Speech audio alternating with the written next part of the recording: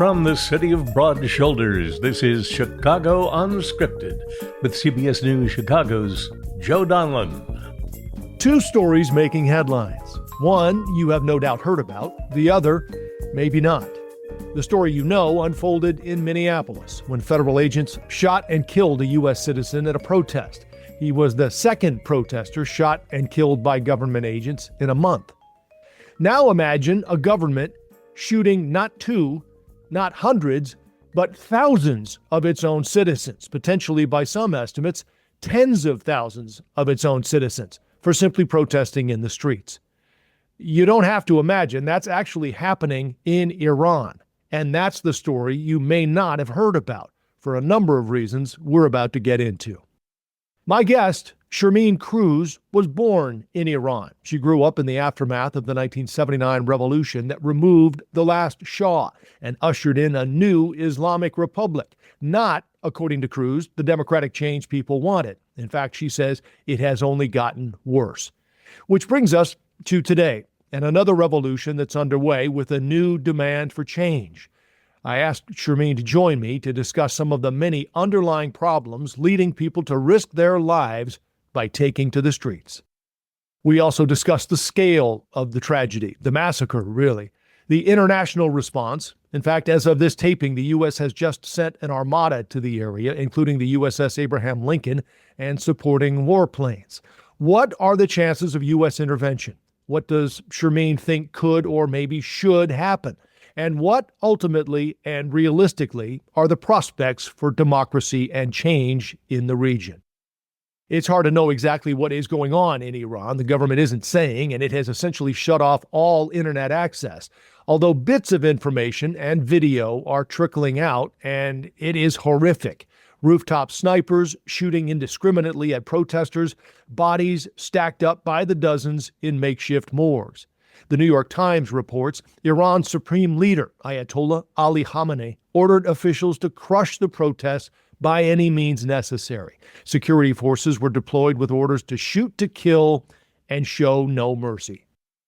My guest's family survived Saddam Hussein's invasion of Iran and the 8-year war that followed. They immigrated to Canada when Shermin was 11.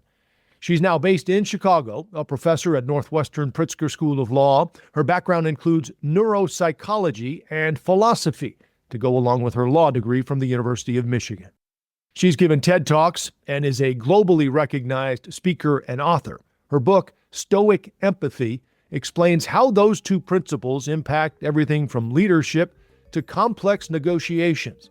We also get into how Stoic Empathy applies to what's happening in Iran and the divisive world of U.S. politics. Here's Shermin Kruse. Shermin, I appreciate the time. How are you? I am doing very well on this very, very cold Chicago day, Joe. I'm hanging it. We are coming through the polar vortex. We have some pretty heavy topics to cover here, Shermin, so I wanted to start with something a little lighter. I've watched your TED Talks. You've done 3, I think, right? And then you've produced dozens of them, but we'll get there because I do want to talk about them. But I'm not sure I can think of anything more frightening than the pressure of a TED Talk, and I'm on TV every day. I will tell you, it is a massive amount of pressure. It does make it easier when you've done more than one because there's a little bit less pressure than when this is your sort of only chance on the red dot. I actually just got an offer from my alma mater, University of Toronto, my undergraduate alma mater, to give a talk for them in the spring, and the dread set in. So I'm with you on the dread. Well, based on your TED Talks that I've seen, it's also very personal. It's about your life. You've lived it. And so I'm assuming it's a little easier, at least, to tell that story. But several of them were very personal and very emotional. And again, we'll get there. But just quickly, though, there's no teleprompter, right? Don't you have to memorize the whole thing? Yes. And I know this is an audio podcast, but my head is shaking. Yeah, there's definitely no teleprompter. And we've had people ask for a teleprompter, and we one time bent the rule and let someone use it, and it was a complete disaster. Yeah, no, I'm sure. And so, so there's no teleprompter. You do have to write the speech, memorize it, and then perform it. And you have to understand most of these people are not performers. They're not actors. They're scientists or activists. They don't know how to not look stiff when relaying a memorized talk. So that's really where the pressure point lies, that and convincing people to make it shorter. All right. The reason I wanted to have you on, Shermin, is because of your background and your history and your knowledge and your insight about Iran. And you and I talked about this a minute ago before we started recording. And this is something that I have been thinking about recently. And when I came across your name, I thought, let's do this because I want to learn more about it. As we tape this, Time magazine just reported as many as 30,000 people may have been killed in the streets of Iran. The government last reported on January 21st that more than 3,000 people had been killed. If you were going to write the headline for what's happening in Iran right now, what would it be? I would say the real number is closer to 50. And the real threat is all the people in the hospitals and in the prisons who will very likely get massacred in the next year, maybe in a less condensed time period, will get a similar death count. It really is the largest tragedy of modern times. To sort of put that in perspective, in Ukraine, in the Ukraine war, the total civilian death count is around 14,000. In the first year of the Israel and Gaza war, the civilian death count was around where it was in Iran after just a handful of days. So what we're talking about here, plus hundreds of thousands of people injured, and by injured, I mean shot. Because they just went into the streets and started machine gunning people down. So yeah, not everybody died, but a lot of people are severely hurt. Over 80,000 are blinded. So what we're talking about here is a massacre of a scale by a government against its people that is unprecedented. I really can't think of another example where in recent history, since World War II is what I call recent history, where a government went against its own people at this scale and at this speed. Right. And I think what my headline would say, Joe, is how are they able to do this? And I think that involves a little bit of technical discussion, which I'd love to have today, which is how are they able to get away with this? And a lot of that involves information access and information flow. And that's why what you're doing is so important, Joe. Thank you so much for having me on to talk about these issues, because the reality is there is no one else other than the people themselves who can actually report on the scale of this tragedy. Well, I think the only video I've seen, and you I'm sure have as well, appeared to be smuggled out, shot on a cell phone, of just bodies, dozens and dozens of bodies, and people, I guess, going through trying to identify them. That's the only video we've seen of this, right? Yes. Well, I will tell you, if you're on social media, there's a lot more videos because some of the people have been able to utilize Starlink to get videos out. And so we've been getting more and more videos of that are shot by individuals in Iran, although a lot of those individuals have connections to human rights groups and they're able to pass the footage on to human rights groups, which can legitimize and verify the footage. So if you go, for example, International Center for Human Rights, there's on their Instagram page, there's a lot of videos that I would really trust. But what people were reporting today is 3 trailer tractors full of bodies just headed to a mass grave. So what we're seeing on the streets is just a scenario that is the volume and the scale is so beyond horrific. One of the things that we also get on social media, which candidly, I would limit myself to only an hour a day because otherwise I would go mentally insane, is the personal accounts. Here's a picture of the person who was killed. Here's a video of a person speaking who has been blinded. Here's all of this dead body's bullet wounds. Here's the mother looking for her son among the field of dead bodies. And the fact that the system is allowing this to continue is what I think is being failed to be reported on. That this is not just a bad thing that happened once. right? Right. Now, I mean, the scale of this, there's no way to, I guess, understate the magnitude of this. It is a slaughter. Yeah, it's a slaughter. So let's take a step back and look at how this and why this started, because we're talking about protests in, as I understand it, some 4,000 locations across Iran. Millions of people are taking the chance to show themselves in public, knowing, I'm assuming, knowing that people are literally getting mowed down. So this started as protests over the economy, correct? But it's now expanded to call for the downfall of the Islamic regime. So this is a really interesting point. So what happened to the economy and the currency valuation rate is it was reduced. The Iranian currency was reduced to about a tenth of what it was within 3 months. So to put that in perspective, let's put it in dollar terms so that your average American individual can sort of understand what we're talking about. The average Iranian is making about $100 to $300 a month, if you think of it in dollar terms and in real economic terms, accounting for inflation. A carton of eggs costs $5. So the average Iranian is spending 80% of their money on groceries. At the same time, the water reservoirs are drying up, right? So there's limited water on the streets. At the same time, there is political pressure and lack of human rights for 47 years that has bottled up in this country like a can of Coke that you shook and I just opened up.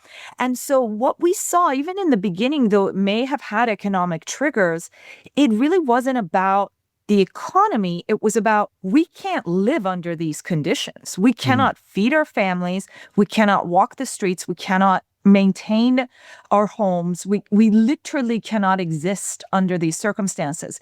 It did spread from even that to a much more philosophical point, and it is now a full-blown revolution. Although things are quiet today on the streets, the spirit of the people on the streets has been a revolutionary spirit even from the beginning, despite the fact that I would say there may have been economic triggers that sort of set things in motion during this set of protests.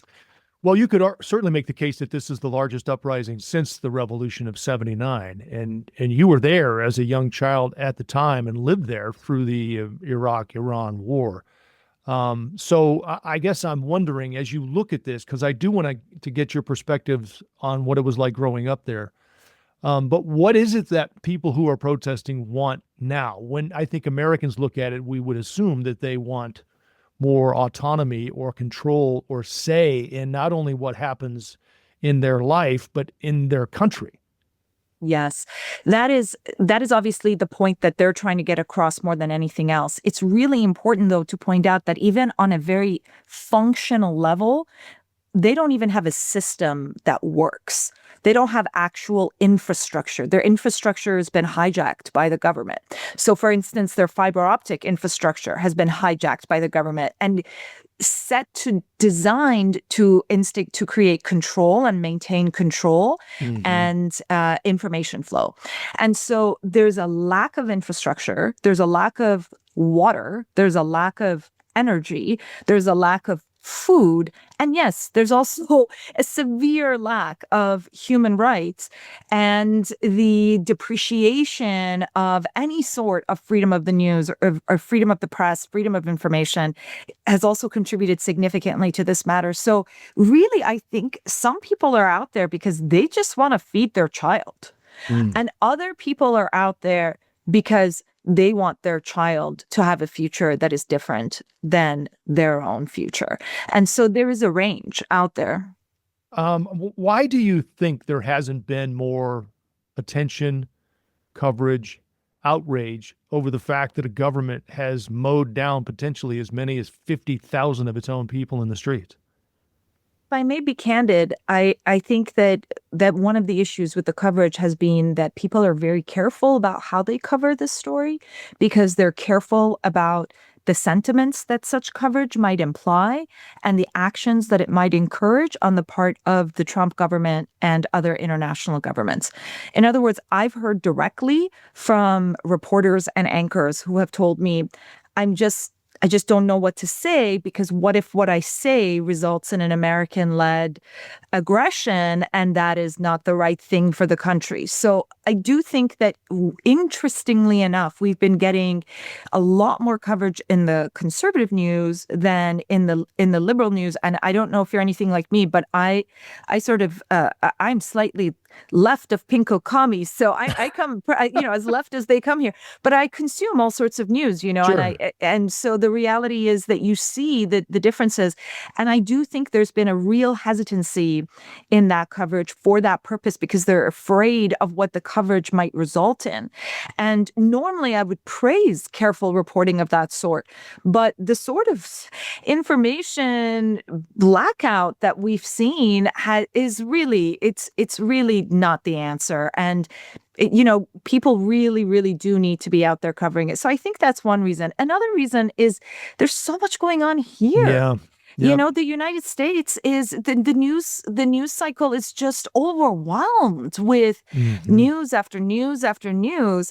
And because of what's also going on still in the Middle East and other areas of the Middle East, because of what's going on in Ukraine and in Europe, because of what's going on with the NATO alliance, there's so much that is more immediately relevant to your average American audience member. And given the limited time we have on the news, you get a minute for your Right. for Yeah, your that's release. true. It's difficult. President Trump it was on his radar, at least momentarily. There was a day where he, I know, threatened just sort of generally. It almost sounded like there might be some sort of a strike within Iran if the massacres continued. But the next day, to your point, everyone was on to something else. What do you think the U.S.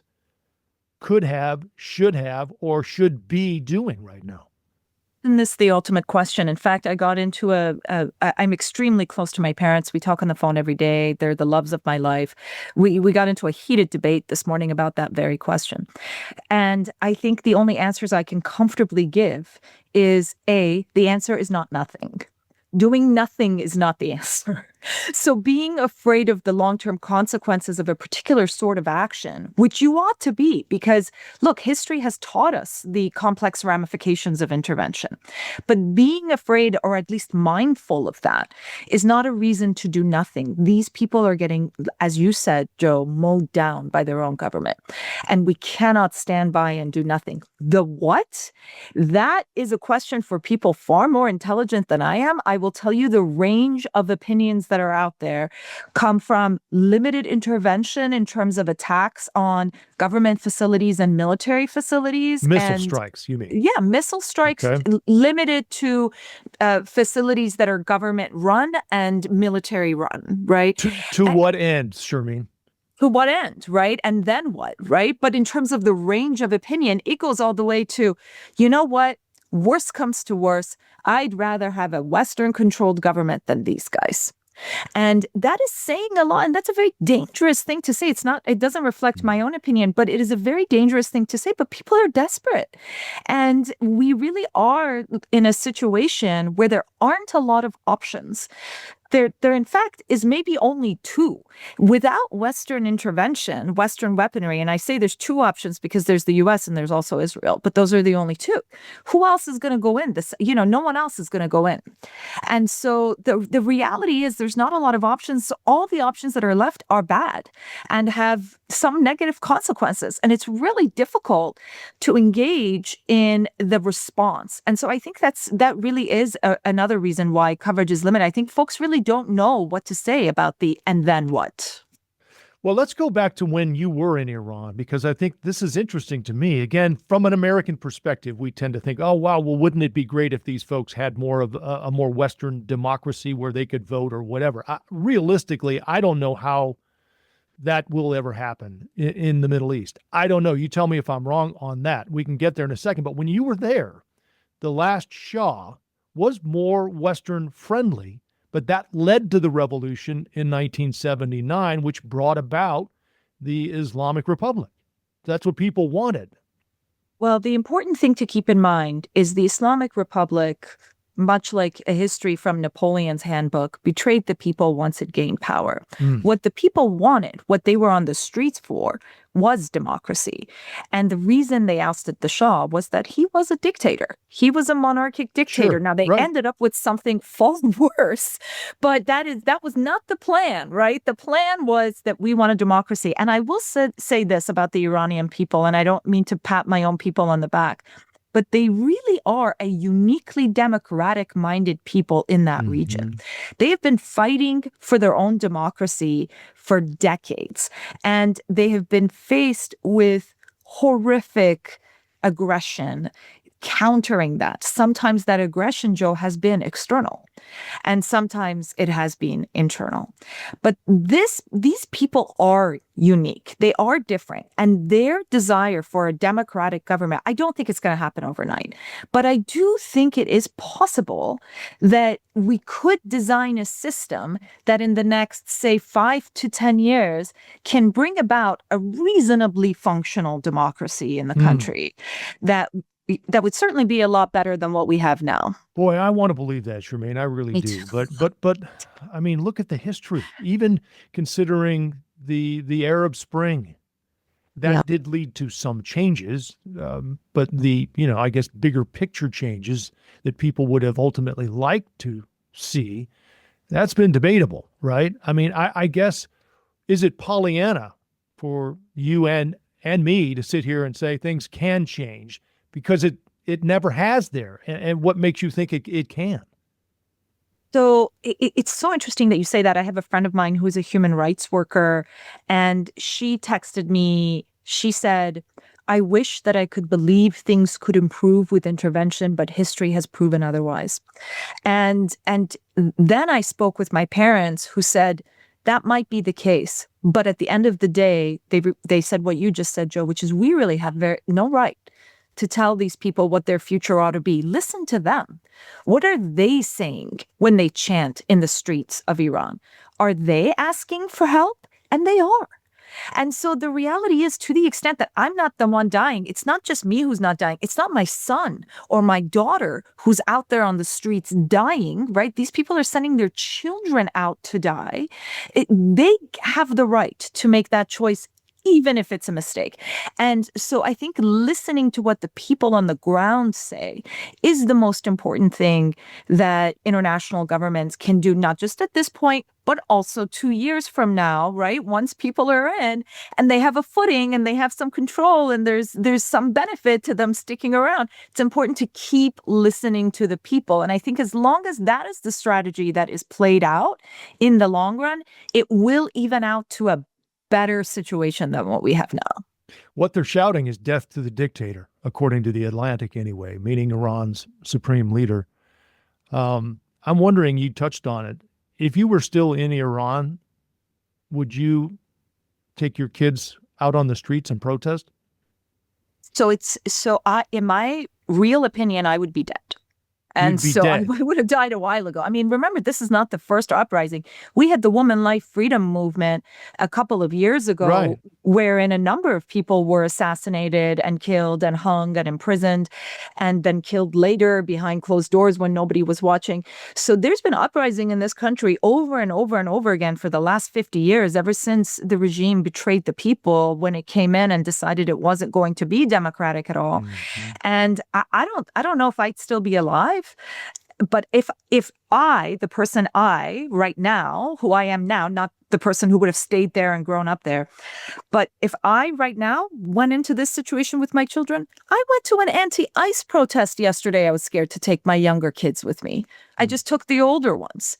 So I have to tell you, I don't know what I would do. It is quite possible that I would not.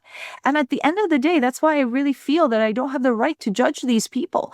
They're the ones that are out there. They should decide. So if they're yelling death to the dictator, if they're pleading for international intervention and assistance, we should provide some. Oof. Wow. Yeah. I mean, I guess there's no other way to look at it when you consider the fact that millions of people are taking this risk. And if millions are willing to take that risk, you have to wonder how many millions more wish they could. Right. If they just had a little bit of help or a little bit of push or a little bit of support, because these are not a weaponized people. And it's so interesting because what we're going to see from these numbers, Joe, is we're going to see a misrepresentation and a manipulation of the numbers as they come through, because even now the government is not releasing the bodies of the dead to families unless they pay for each bullet that is in the body. You have to pay for each bullet. So if your child has been shot 3 times, you have to pay for 3 bullets. And the cost adds up to about $4,000 US. So if you really think about someone's making $100 to $300 a month, they're supposed to pay that much to get the body back. And even then, they don't release the body until you sign a statement saying that the deceased individual was working for the government. So that they can obscure and manipulate the numbers. And so 2 years from now, they can say, we lost just as many people. But here's the reality. We're seeing it now. We need to trust our eyes. These people are civilians who are not weaponized. They do not have militia groups supporting them who are weaponized. They do not have anyone on their side. And without anyone on their side, they have no hope in a modern warfare situation. Well, these are the largest protests. You touched on it. I think the one you're talking about was in 22 after the death of Mahsa Amini, right? The young woman who died in police custody, reportedly for wearing her headscarf incorrectly. That was one you thought, okay, this might really have some traction. Again, to your point, this is going to have to, you think, take some external pressure to change. I don't know how you get a supreme leader to say, okay, yep, I'm out. You guys figure it out and vote. And I give up from there, right? I just don't see it happening. Again, I don't mean to be negative, but I'd love to see it happen, but we just haven't. And I don't know why. I guess it's just a matter of holding on to power. Well, of course, 100%. And it's all about what you're willing to do and what you're able to get away with in order to hang on to that power. And that is really what is unique about this situation. It's not that they're uniquely power hungry leaders. It's that what they are willing to do, right? Very Kaiser Soze of them, what they are willing to bring into the world, the mayhem and the chaos that they are willing to unleash is beyond anything that we can imagine. And so they will, without external pressure, hold on to power. And I do think it's really important to do what you're doing, which is engage in an analysis of this would be the ideal situation. But we also need to be pragmatic and understand and realize that being an idealist is not going to win us or to get us anywhere. Let's take the bus that takes us a quarter of the way there, even though there are no buses that take us all the way there, and then work from there. The issue with the U.S., we've attacked their nuclear capabilities. We all saw that. There are sanctions in place. Again, short of an attack of some sort, even then, do you think that would lead to a change in the government? Yeah, in the long run, right? That is the question. Exactly. What happens? And then if it leads to a change, is it better than what there is now, or is it worse? Right. And so, and especially given the presence of ISIS in the Middle East and other organizations, it's really difficult to know the answer to that. And so there would need to be some sort of sustained and ongoing effort. And it is unclear whether Western powers would be interested in maintaining that sustained effort once they had accomplished their own, military and domestic goals, right? Normally you get the nuclear facilities, which is the threat to you, and then you're out. Right? That's normally the kind of thing that you would do. And then at the same time, if you do have a sustained effort, we had a sustained effort in Afghanistan, we had a sustained effort in Iraq, and that history hasn't proven great either. Although the Iranian people are different. They are extremely educated. Iranian women are the most educated women in the Middle East. 70% of university students are women. 50% of the math and sciences students are women.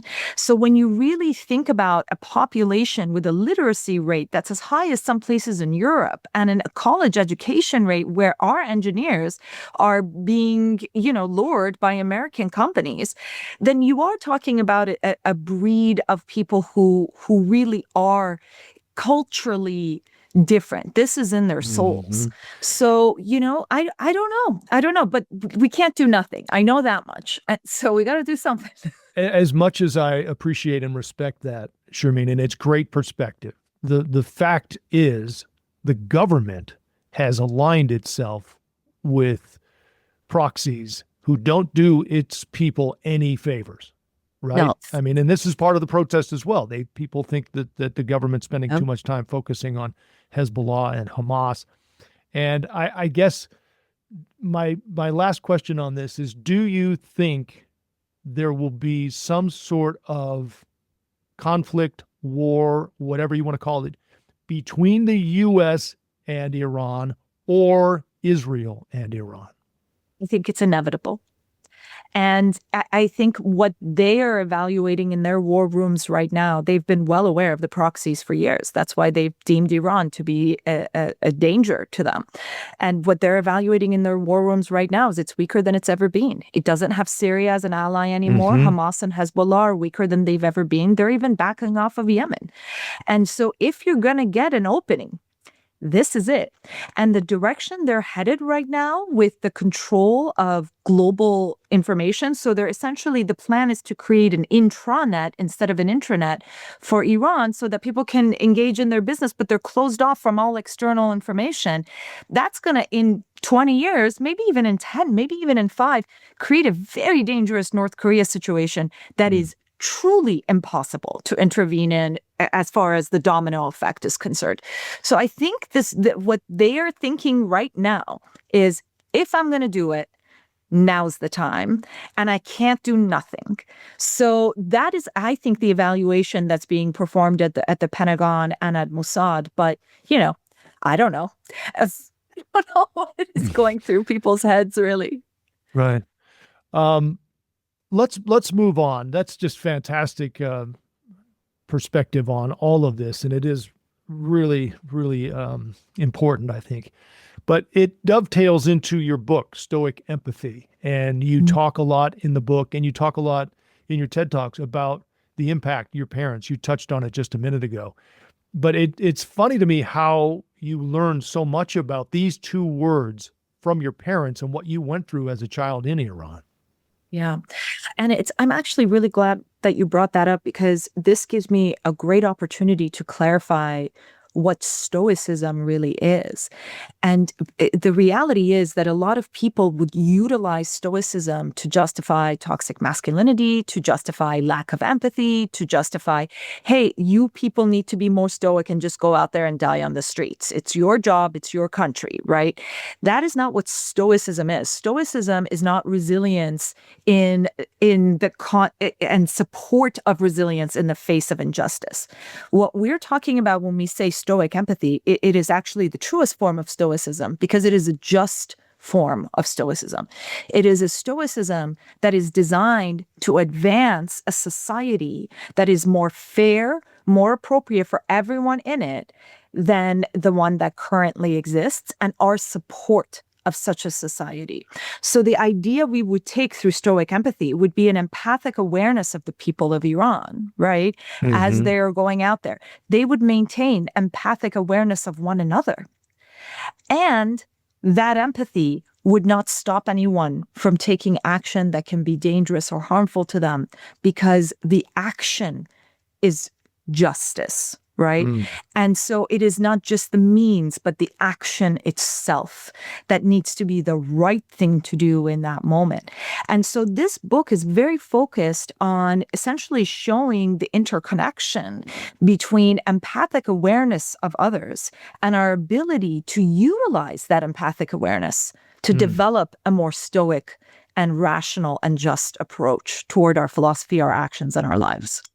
This is, I guess, interesting, because I'm not sure I would ever put those two words together. And you've made a book and really a powerful career on these two words together. I mean, I hear stoic, and I think of someone who is confident in the face of maybe pressure or something that's overwhelming, but yet they keep themselves together. Empathy, I consider something a feeling you have for someone else, where you understand maybe what they're going through. How did you come about bringing these two together? Yes. So here's the thing. Resilience is just one tenet of Stoicism, cultivating inner resilience. The core of Stoicism is that and virtue, right? Virtue, living in harmony, justice, temperance, courage. These are the ideals of Stoicism. So when we really think of it in those terms, as opposed to what sort of modern interpretations have led us to understand about it, what we're seeing is something a lot closer to the Buddhist embrace of suffering. We're not seeing an indifference to suffering. Those are very, very different things, right? And that is the important thing to remember. And in fact, the Greeks, even more so than the Buddhists, were people of action. And they demanded that judgments, emotions, decisions, although controlled, right? The point is, you don't lack control over what happens inside of you. You don't lack control over your feelings or your morality, at least not to a complete extent. The control you exhibit over those things can allow you to lead a more just life full of virtue and wisdom. And that is what Stoicism is. How do you apply this to leadership and negotiations? Because I know you talk at length about using both of those in those situations. And I'm sure there are a lot of people who are in business situations or even in personal situations where you can help them with this.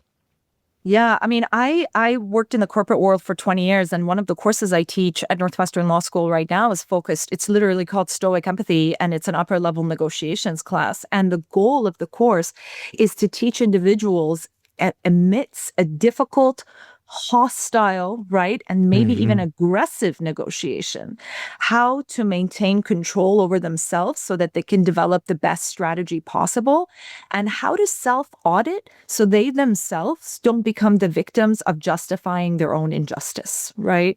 And so the idea of just being aware and being intentional amidst a heated and heavy negotiation, it is something that every negotiator, every advanced negotiator I've ever met, every diplomat, they're very, very good at this. Teachers are very good at this, right? Waitresses are very good at this. You read the room. You decide. That doesn't mean you let the room control your parameters. You decide what your parameters are, but you also allow feedback, your empathic feedback from the room, the people in the room, the feelings of the people in the room, their thoughts, right? Their perspectives. You allow that to be information for you that you then utilize in how you proceed and move forward. And that ultimately is the crux of leadership, moving in accordance with understanding of the people who you represent. In any negotiation, it's funny. When you talk about salary, I had a friend who used to say this, none of us makes what we're worth. We make what we negotiate. So when you go into a negotiation, there's always a position that you maybe want to protect or something you definitely want to get out of that negotiation. How do you use Stoic empathy to get there? What Stoic empathy would teach you is utilize your awareness of the party that you are negotiating against, let's say in the salary context. And if you happen to know that that industry approaches people of your gender or of your race a particular way, approach that negotiation mindful of that fact and utilize your knowledge rather than pretending it doesn't exist and just going there to push. A girlfriend of mine one time lost a job offer because she tried to negotiate it. So it's not always just negotiated, right? It's negotiated in light of what the circumstances are and determine on a case-by-case basis how much you want to push those circumstances and how effective that push would be. Very similar to the analysis, Joe, that you were engaging in earlier in the discussion when we were talking about then what? If I say this, then what will happen based on what I know about this person? And is that worth it to me? And so that also means that in situations where taking a principled positions might cost you, you need to decide, I am willing to face this cost and do it intentionally. I would never encourage somebody to ignore the fact that it might be costful, right? And enter or to not do that, right? It's up to you. It's your situation. It's your job. It's your kids' healthcare. It's not my place to tell you what you are and are not willing to risk. But in order to develop a more thoughtful framework of that risk and enter the discussion, negotiation, and risk-benefit analysis more mindfully and intentionally, you need awareness. And that awareness is empathy. And you also need control. And that control is stoicism. Is there a way you can apply this to a political situation, maybe even the situation in Iran we've been talking about, or maybe a news story that's happening right now? Yes, absolutely. I do want to apply it to the situation in Iran because I did hear a couple people say, well, aren't you the one who talks about stoicism? And isn't it up to these people if they want to be stoic enough to go out onto the streets? And why would that justify any level of global coverage or intervention or really any obligation on the part of the rest of the world? And so I do think it can be really, really beautifully applied because the ideas behind stoic empathy are always ideas of pragmatic justice, not idealist, right? But pragmatic. What is it that we should be doing? And I will tell you 9 times out of 10, we all know the answer, right? Of the way things should be, right? Especially if we engage in self-audits. I do these self-audits all the time where I question my own motives and I question my own justifications so that I can avoid falling into the trap of justifying action that is against my morals, but to my benefit in that moment. And that can very, very much apply in this situation. And I hope that it does. How did you get out? How did your family make the decision to leave Iran? I guess it was 88. How does that go down? I mean, you'd lived through sirens and missile warnings and missile attacks. How did you get out? My family did not have any connections to the Shah's regime, and as a result was not able to get out right at the time of the revolution, which is when a lot of people got out because they had connections to the standing regime, and so they were able to leave. But we did not, and so we could not. And yet we knew we had to get out. I mean, there's this horrible situation that you're in where on the one hand, you're abandoning your home and your soil and your language and your money and your income and your reputation and your family and your brother and your sister and your mother. You're abandoning all these people and leaving them behind. But you also know this is for you and your kids, this is the right move. It took us 10 years to get out because it took us time to grease the wheels that we had to grease and wet the palms we had to wet in order to arrange not just the ability to enter another country, because we immigrated to Canada, which is an incredible country to immigrate to if you're coming from Iran, to enter that country legally, but also to be able to exit Iran. And what you see from refugees and immigrants from countries that are not border connected to this one is so often how does that happen? Do you this. just get on a plane? You just often, yes, or you cross to Turkey and get on a plane. But either way, when the plane lands, you're at customs. You're not sneaking across any borders here. And it's really, really important to point this out. Whether you declare your asylum upon landing, you have to get on that airplane. They don't put you on the airplane unless you have some means of getting there. So the political pressure to leave and the level and layering of paperwork that needs to be in place, even to come here on a mere visa that, let's say, you plan to overstay, right? So it is incredible. This is not something that people do for economic purposes. This is something people do for political and human rights purposes. Wow. What a story.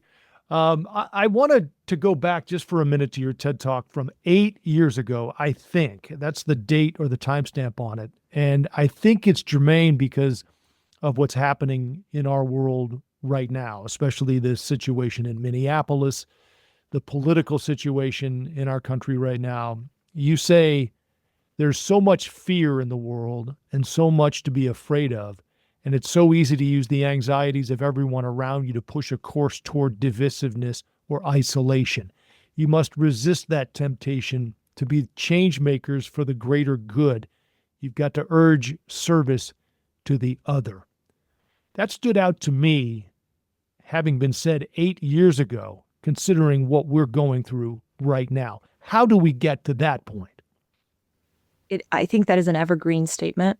And one of the things that that statement does is it acknowledges the traps of humanity and the urge toward isolationism and selfness and how actually human that is despite being wrong.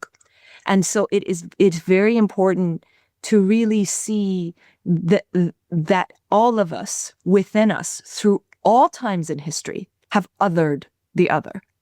Always we have done this. And always we may continue to do this, and always we must fight against it. And right now, at this point, Western civilization, at this point, I mean, in the last 100 years, is more globally connected than ever before. So the other isn't as much of an other as they were before, right? Because we're dependent on them, we trade with them, we go to school with them, we eat their food, we go to the Mexican restaurant and appreciate a really great guacamole. I mean, that was not the case even just 15 years ago in this country, right? This is what we're seeing right now is an interconnectedness that reduces the otherness of the other, but doesn't change the underlying problem that humanity has always had, which is we must look beyond ourselves and our own kin and look toward the globe, accounting for bad actors, not saying that there's going to be no bad actors, right? But accounting for bad actors in order to engage in action that will maximize the benefits of everyone, and then deciding for ourselves how much we're willing to compromise. Because the reality is the push towards isolationism is what resulted in World War I. The push towards isolationism is also what resulted in World War II. The push for isolationism, particularly in a nuclear-armed war, is not self-serving. It is self-defeating, even the moral issues aside. Can we translate that to the situation politically here that would be more tribalism, I guess, as much as isolation? But I mean, let's just take the situation in Minneapolis. People watch the same video and come up with completely different arguments, either condemning or excusing it, and good luck changing anyone's mind. Yeah. Minds can be changed, Joe. I believe they can. They just can't be changed by facts. But they can be changed through emotions and through stories and through relating to other people. Unfortunately, what the research shows is when you have your opinion set on something, and not just, I like this food more than this food, but something that is a core component of your moral grounding. The reason people are rejecting one another's points of view is that it would shake everything they've been saying about the world for the last 5 years if they concede this, right? It would break down the house of cards that they have built this life around. So it is asking too much to say, but look at this fact. This fact disproves what you're saying. That is not going to be enough for them to break down their entire house of cards. What you have to do is you have to see, I mean, it's just not, I mean, that's unfortunately, psychologically, philosophically, it has been proven over and over again. In fact, when what you're doing is threatening their house of cards, you are threatening the core of their being. They dig their heels in even more. Sure. They are even more. So what do you do? So what you do is you relate. You empathize, you understand, and you humanize as much as possible. I don't say you are wrong and I am right. What I say is, here's my way of looking at it. Here's what I've seen. Here's what I underwent. Let me tell you a story. And we've become better at this. For instance, when we won marriage equality, it is because we focused on particular stories and took those stories. And by the way, we also cherry picked those stories and we self-selected them and we took them all the way to the Supreme Court until people slowly became accustomed to the idea. So it is the counter story that you tell, and you have to do it as much in person as possible. And this is why people, please do not cut off people on the other side of the political aisle. Engage and speak, not on Facebook, okay, but in person, over coffee, or at least in a conversation where your tone can come through, and come to them with the knowledge and understanding that they are not necessarily evil just Right. because they're on the other end of the political spectrum from you. They might have opinions that you think are evil. You have opinions they think are evil. Mhm. They're corely rooted in their own morality. So understanding their morality and utilizing and connecting with their morality and using the language from their morality to create conversations and create relationships, I promise you, it makes a difference. You, at a minimum, people are more open and less likely to shut down and isolate themselves because they know you and they Face to like you. face. Yeah, Yeah. they know you. They have a relation. It's more of a relationship issue, right? I mean, if my kid is playing with your kid at the playground, I am very likely to have a much more open-minded opinion about you than if I have never seen somebody that looks like you, talks like you, walks like you, right? Comes from where you come from. That the isolationism feeds itself. So the more you engage, the better off you are. And the more you cut people, I'm not saying don't cut anybody off. Some people, you just start beyond the hell. But, and you got to make these decisions for yourself. But just saying, hey, I'm not going to be friends with, or I'm going to cut off it's fine to do it on social media. You can't really change minds on social media. And in fact, I think people who think that their incredibly well-written Facebook post is going to change minds Right. is are dreamers. But the reality is your relationships with people can change minds, or at a minimum can temper opinions. Even that uncle at the dinner table who's not flinching or wavering. Even the uncle will walk away from the dinner table knowing not all liberals are evil. Not all, because I sat next to my niece, right? And my niece is a good person. And so, even that uncle will walk away with at least that one counterexample. Be the counterexample as much as possible. And at the end of the day, remember, we cannot control the actions of others. Yeah. What we can control is ourselves. And as long as we approach this world with the willingness to engage and to open up and to have hope instead of just relying on our fear, it will be a better world. It might not be your dream world. It might not be your ideal world, but it'll be better. All right. I'm going to leave you with another quote of yours that stuck with me. And I think it resonates for a lot of reasons, including several that we've discussed over the last 45 minutes or so. You say, you must ask yourself, will I sit and watch it all unravel, or will I stand and help to bend the arc of history for a better tomorrow? I mean, those are your two options. And, and it's not about being an idealist or a dreamer. It's just about contributing to something, to a direction that is different. And the reality is, it does take collective contribution. Without collective contribution, it will not happen, which means the effort of every single one of you out there is significant. It's not going to be enough, but it is significant. And it's okay that it's not going to be enough, as long as it is a life of meaning. And then the thing to really think is, when you die, when you close your eyes for the last time, which you will, we all die, right? When you close your eyes for the last time, what kind of life would you have lived? What have you done in this world of ours? If not bend it at least as much as you can toward justice and betterment. It's all we can do.